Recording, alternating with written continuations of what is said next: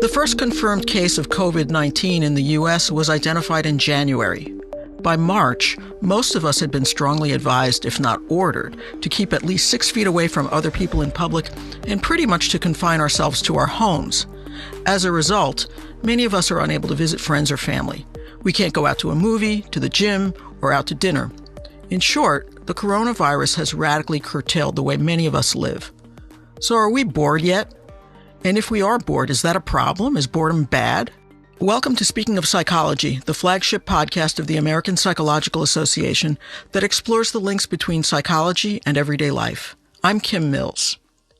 What does psychology tell us about boredom?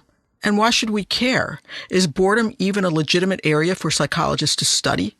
What can we do during these strange times to keep from being bored or to use our boredom productively? Our guest today is Dr. Erin Westgate, an assistant professor of psychology at the University of Florida, where she studies boredom, interest, and why some thoughts are more engaging than others. Much of her research has been on the conditions under which people enjoy or do not enjoy their own thoughts. Welcome to Speaking of Psychology, Dr. Westgate. Thank you so much for having me. Let me start by throwing you a big softball. So what is boredom, and how is it different from other states of mental inactivity?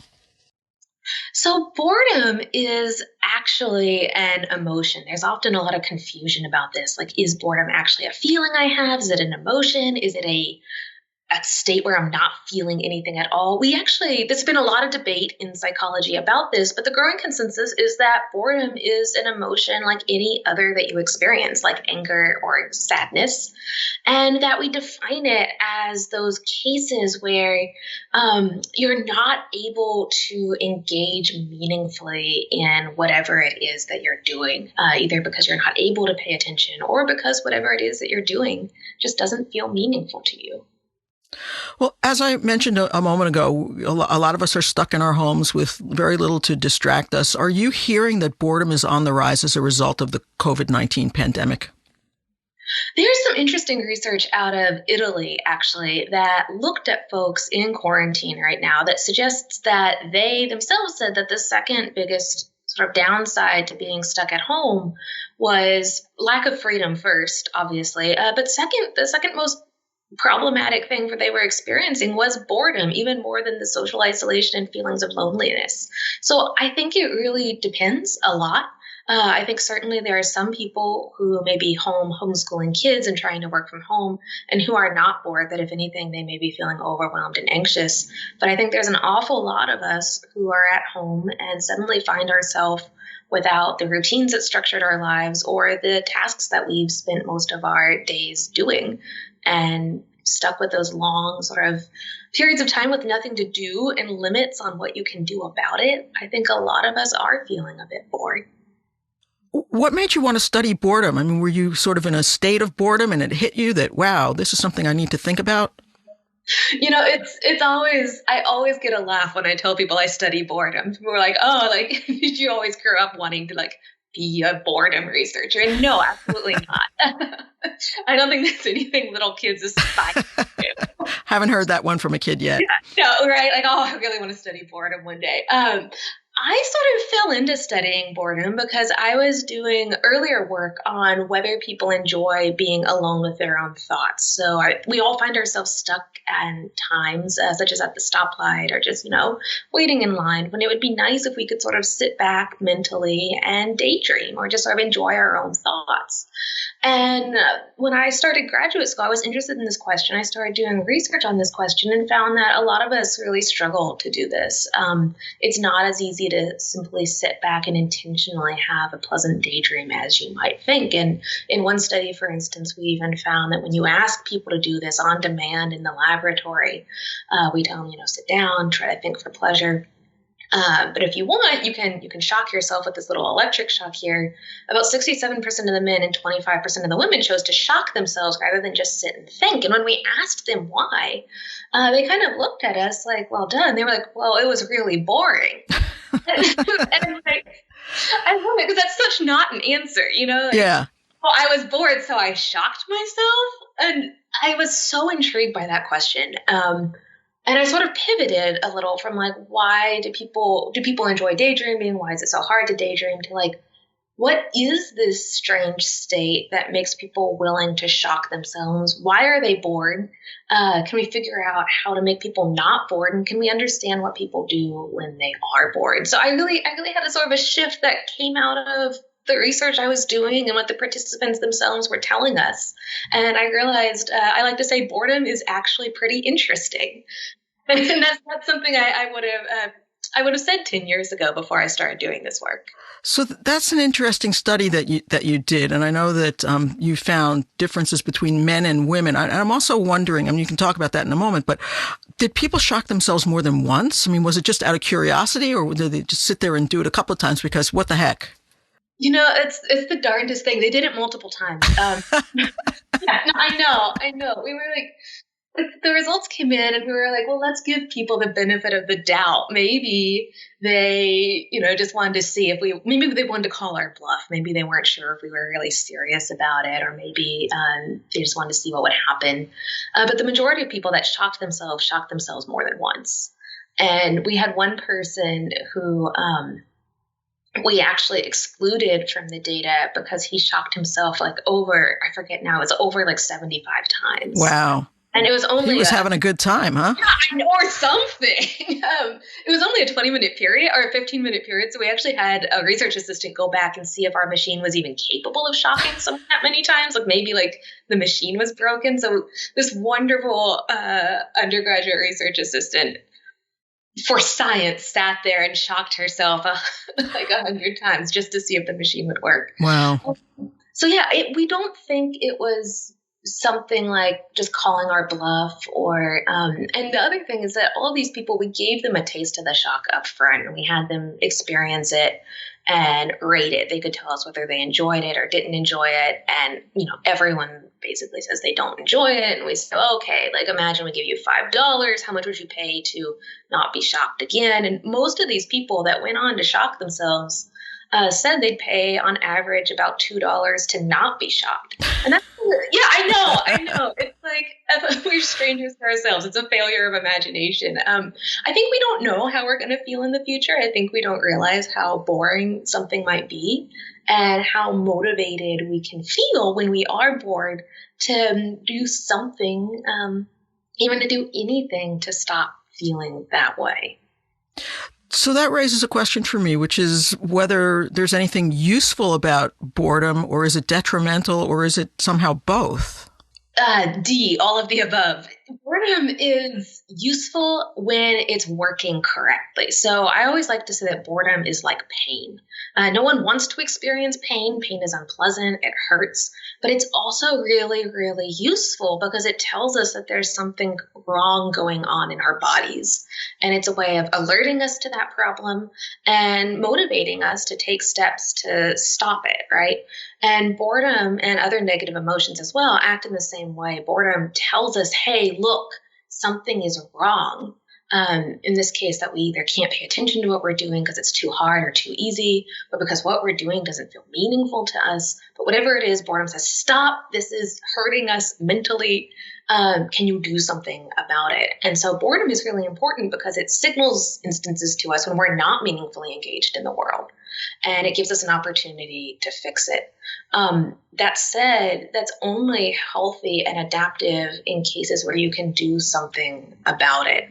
If you're trapped, for instance, in a room by psychologists with nothing else to do but shock yourself, there's not really any good solution available to you. So in that case, boredom is an adaptive signal, but it can become a problem when we don't have good options on the table to fix it. If you're stuck in the room and you have nothing figuratively to do to stop feeling bored other than to shock yourself, then people will shock themselves. And that obviously is not good. So I do like the analogy that boredom is like pain. It's healthy and useful and important information, but it can become chronic. And when it becomes chronic, it doesn't serve as that useful signal anymore. And we can vary in the ways we respond to it. We really want to treat the underlying cause of that pain or that boredom. We don't want to just treat the bad feelings and make them go away without fixing those underlying issues. That sounds almost like boredom can morph into depression. Is that what happens to us? It's not clear. There's a lot of discussion and debate right now on what exactly the relationship is between boredom and depression. Boredom is certainly a feature of depression in many cases. People who are depressed often talk about a lack of motivation, an inability to find anything meaningful. They struggle to pay attention. These are all things we see in boredom, and many depressed people report feeling bored a lot. What's not clear is if depression causes boredom, or if boredom causes depression, or what I think may be most likely is that situations that cause chronic boredom, so being in situations where you're sort of stuck, where you don't have any good options on the table, that's going to make you bored. That's also over time going to make you depressed, independent of whether you're bored or not in the meantime.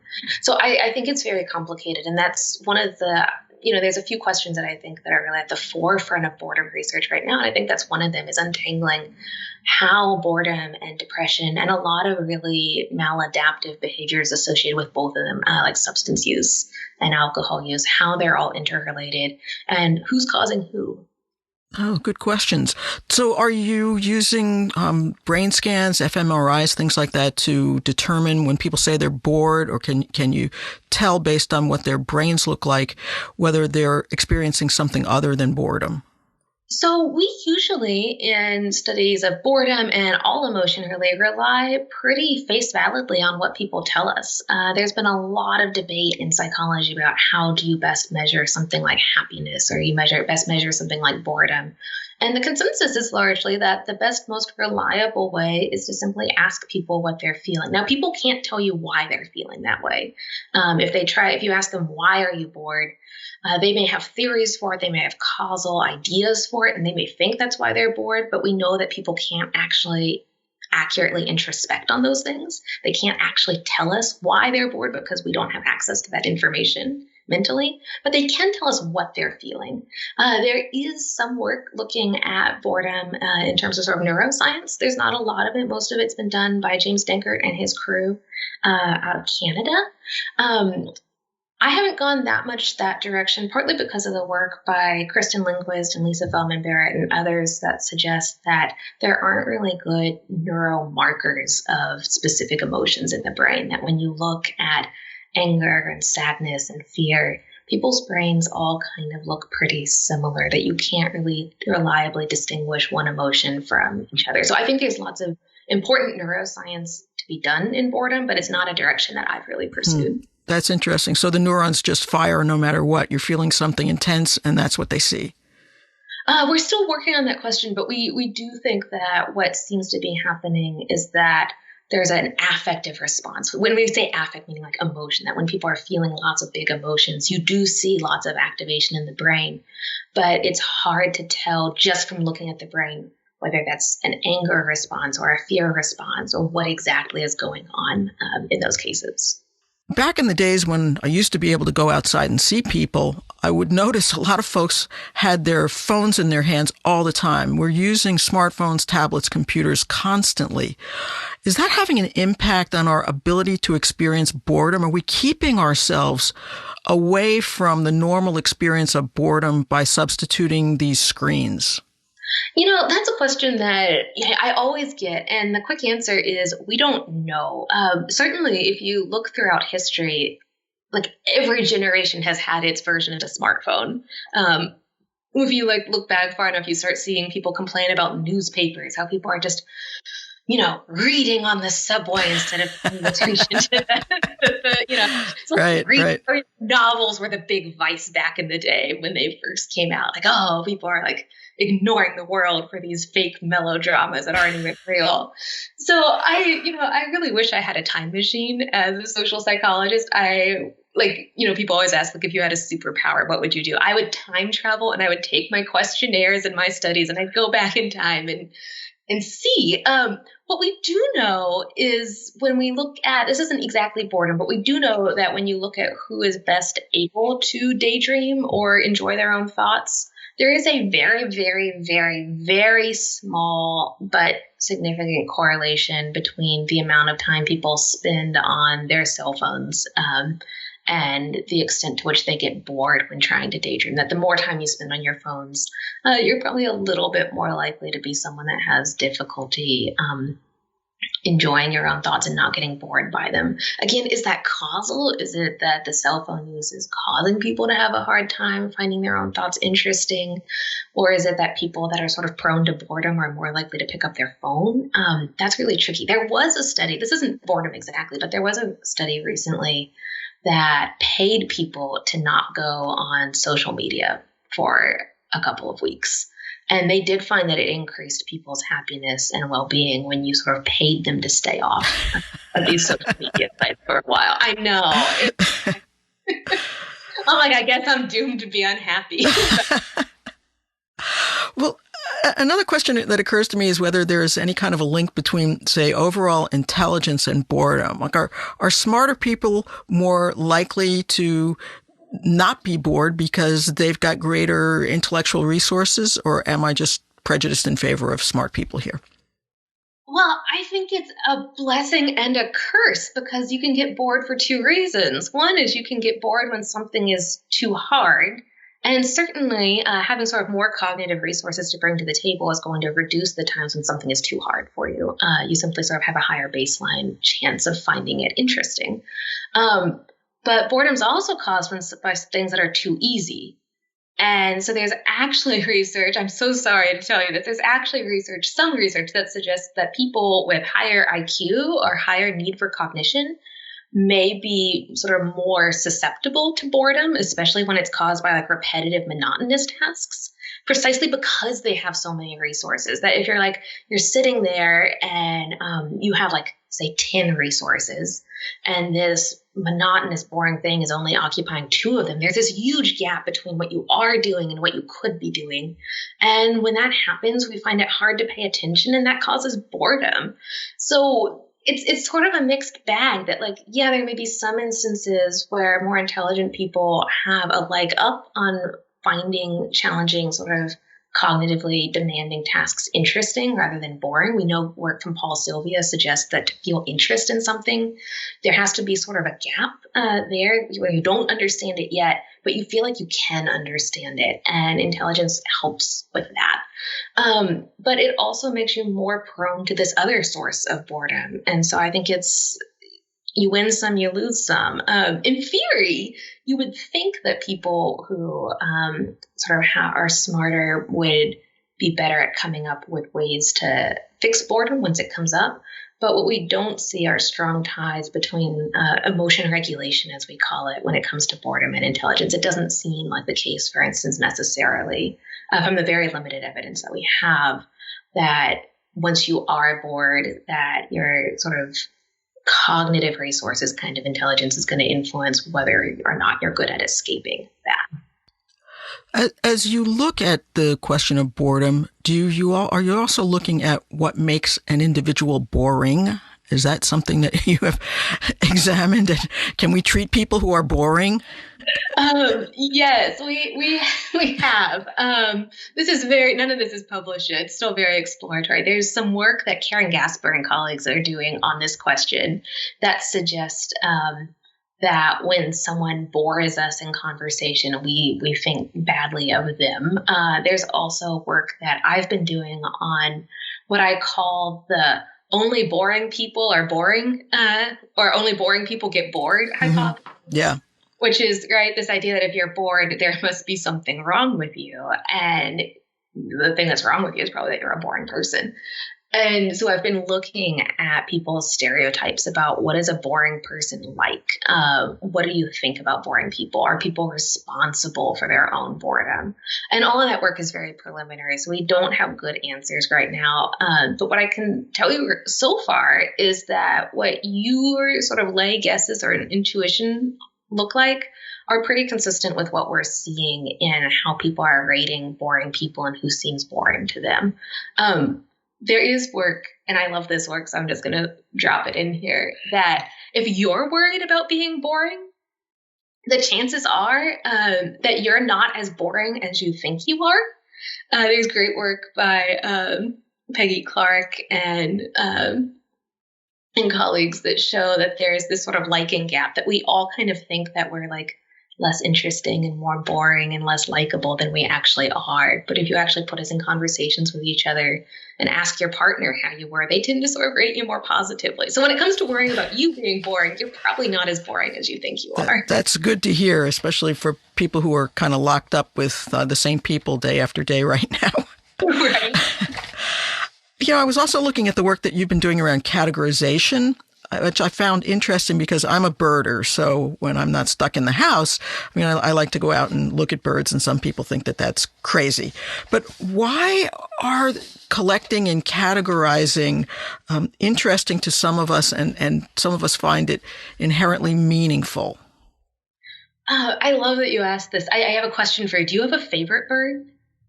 Oh, wow. That's hard. Where I live, one of the birds that I love to see, particularly this time of year, the male wood ducks. I think they're so beautiful. But, there's so many. Resplendent quetzal. How could, but roseate spoonbill. I could go on and on with birds. You see, now I'm going to get boring. I know.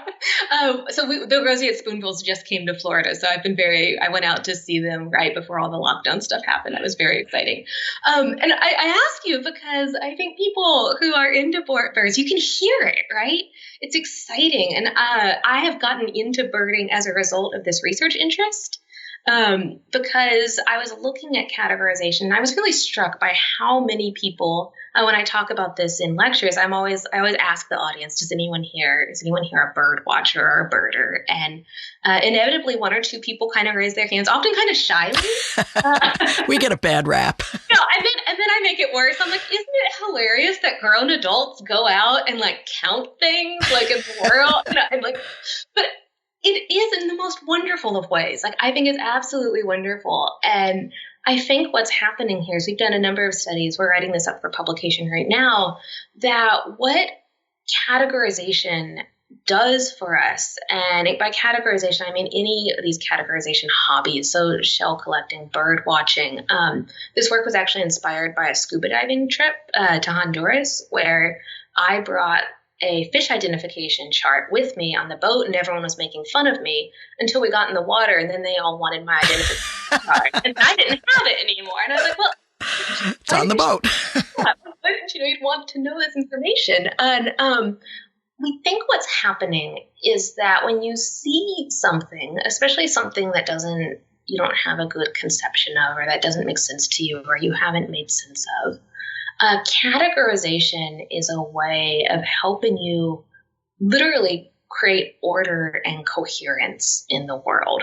That imagine, for instance, you're not a birder and you just heard our conversation about all these birds and you're just like, oh my God, there's just all these birds. What categorization lets you do is break that down into like, oh no, there's this kind of bird and there's this kind of bird and there's this kind of bird. And we know that when we see patterns in the world, they feel meaningful to us. That patterns give us a sense of meaning, whether it's being able to sort of recognize and see patterns in the wildflowers or the birds, or just even our own daily routines. Samantha Heinzelman has wonderful work that shows that people who have more routine in their lives experience more meaning in life.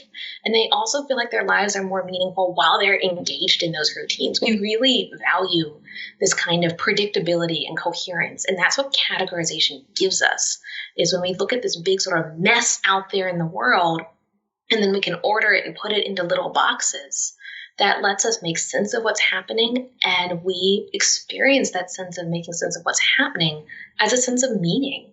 And that's a really powerful feeling for most of us. And it also, because meaning is related to boredom, it reduces boredom and increases interest and enjoyment. I think that's great. I mean, it reminds me of taking walks in the woods with somebody who can identify plants, how that's a different experience from just walking and looking and not knowing what you're seeing. Just taking a tour of an art museum and having a docent, or getting the headphones so that you understand what you're looking at. It certainly makes a lot of sense. No, it's a completely different experience. In social psychology, we talk a lot about construals. And that your emotions and behavior and thoughts are shaped on your construal, or sort of understanding of what you're seeing. And categorization changes that. When you see this painting when you understand its full historical significance, or you understand that weird little ugly plant there is actually a really like rare and valuable native species that eats ants or something insane. It's a fundamentally different experience on every single level.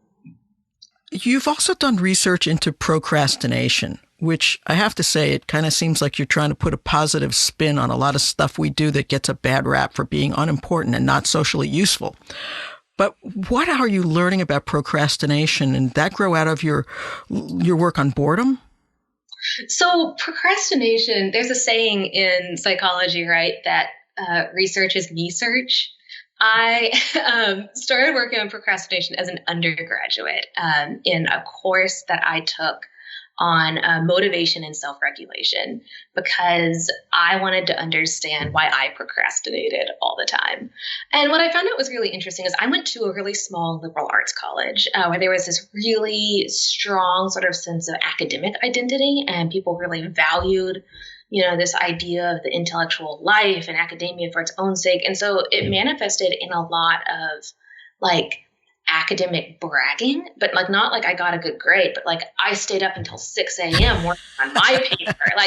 And someone else was like, oh yeah, I haven't left the library in 48 hours. In fact, my college actually started closing the library at 2 a.m. to prevent this kind of like insane behavior. Yeah. And I became really interested in this question because what I noticed was that many of my peers that would brag about like having done nothing but work on this paper for the past week would be failing half their classes.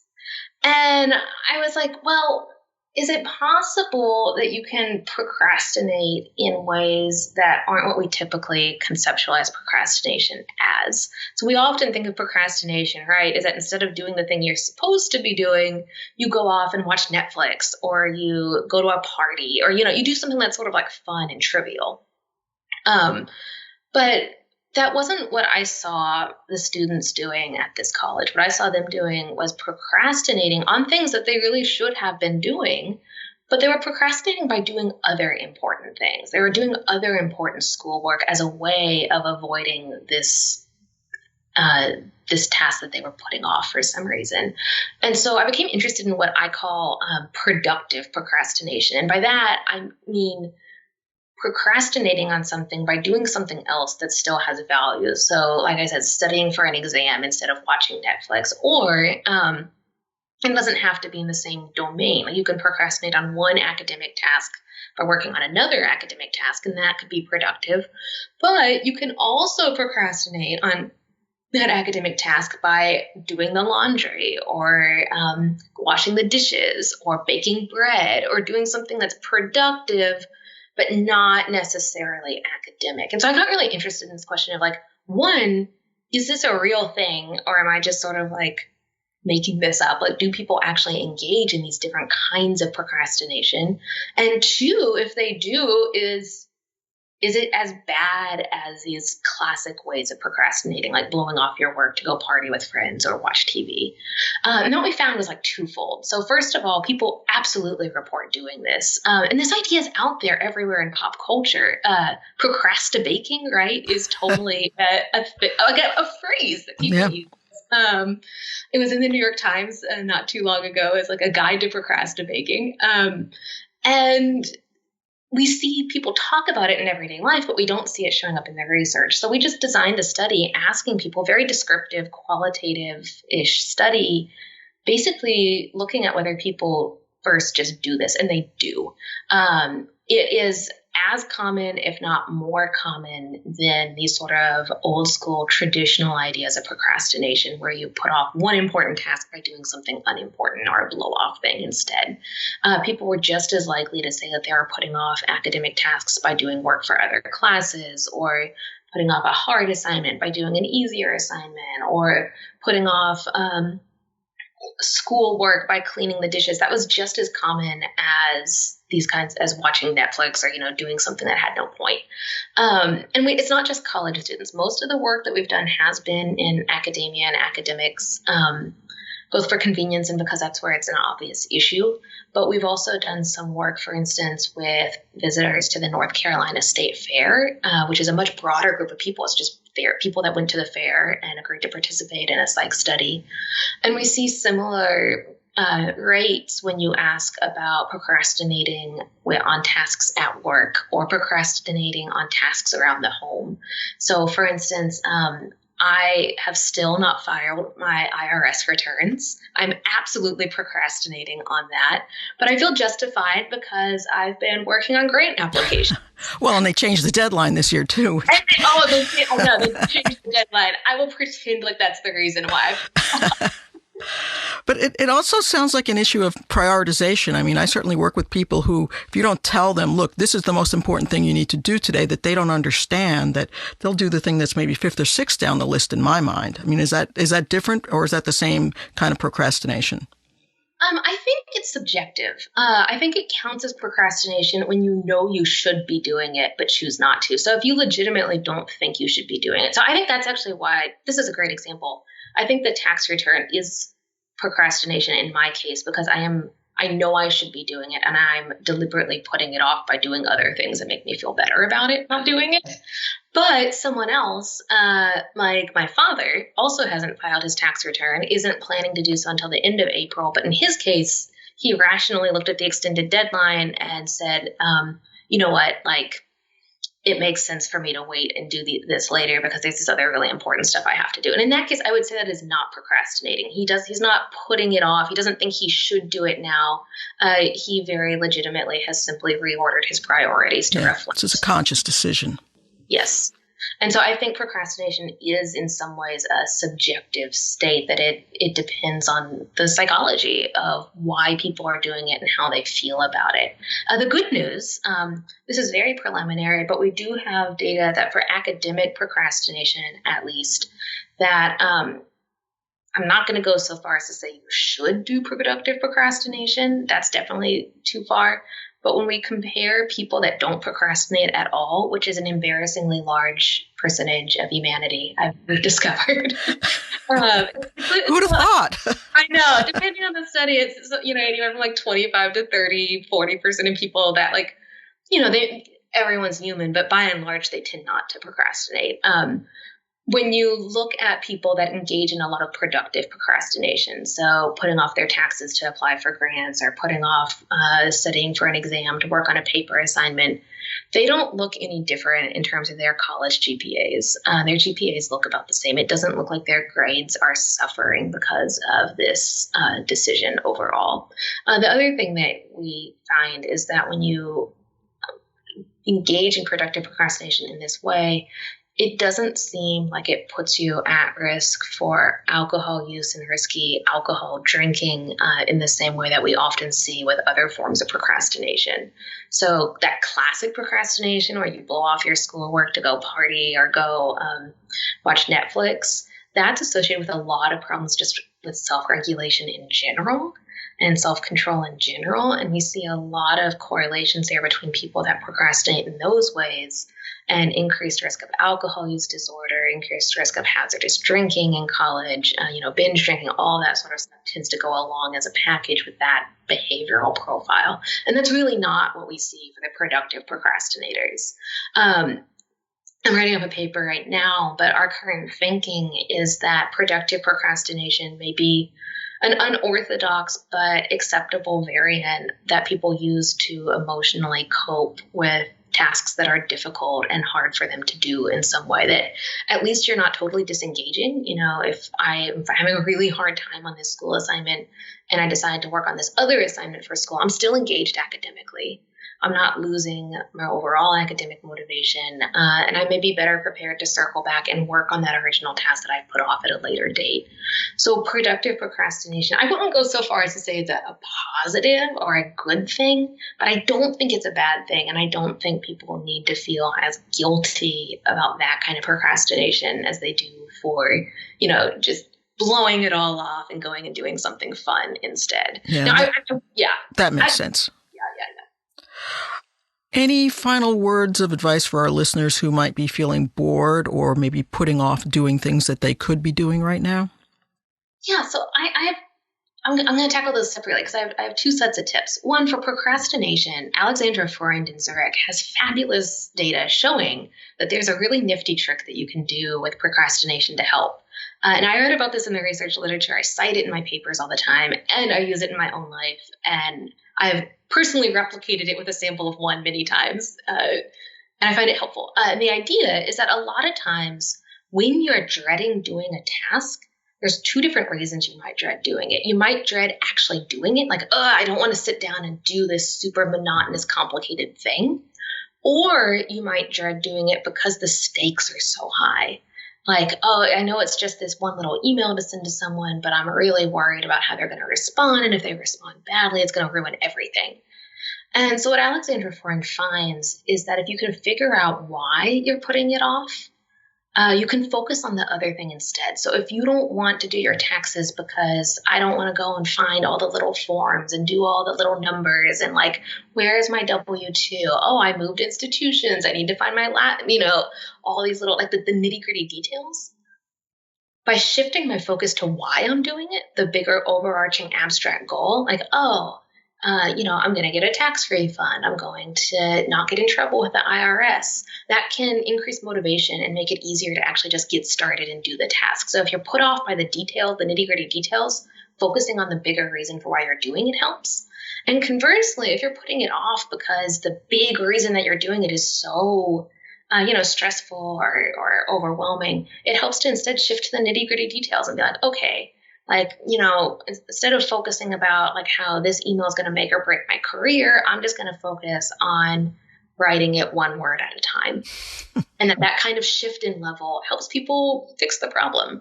And I think that's actually a valuable lesson for boredom in general, because often, not always, but procrastination is about anticipating that something's going to make you feel anxious or anticipating that something's going to make you feel bored.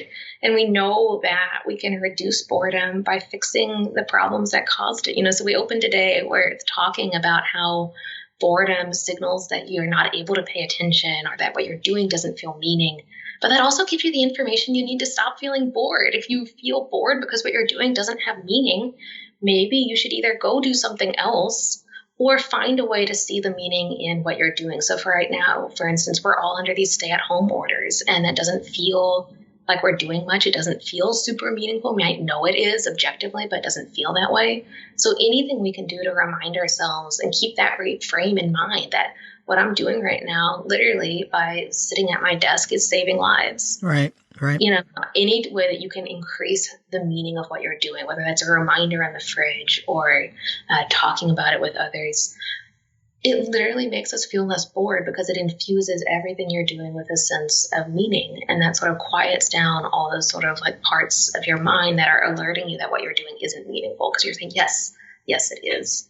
And the same thing goes for attention, that if you're having trouble concentrating because things are too hard right now, it's okay to listen to that signal and back off and, step it down to a level that you can handle. Or conversely, if you don't have enough to occupy your days, sort of use it as license if that's where you're at. Not everyone is, but if you're at that point where you want to engage in some new hobbies or download that book you've always been meaning to read, that can be a great fit for people too. I think fixing boredom and fixing procrastination are really about listening to your emotions and listening to the information that those emotions are trying to tell you. We have this idea that emotions are irrational, and they're not. They're so rational. They're like our internal messaging service to tell us what's going on with our minds.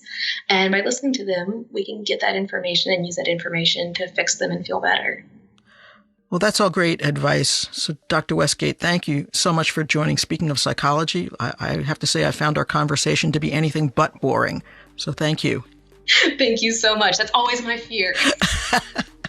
And for our listeners, if you have any comments or ideas that you want to share with our podcast, you can send an email to speakingofpsychology@apa.org.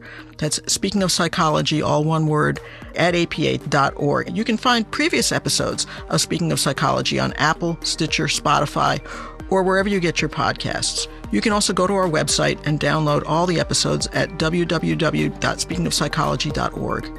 Thanks again for listening. For the American Psychological Association, I'm Kim Mills.